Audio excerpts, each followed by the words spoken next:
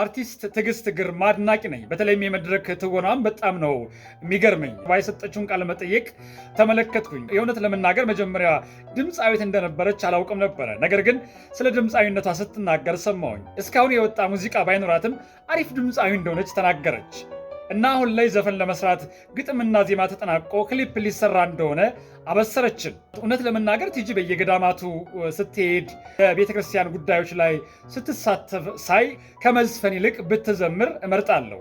የምትመርጠው አንተ ማነህ ልትሉ ትችላላችሁ። እኔ ደግሞ አርቲስት የህዝብ ልጅ ስለሆነ እኔም የህዝቡ አንድ አካል ስለሆንኩኝ ሀሳቤን ለመግለጽ ሞከርኩኝ።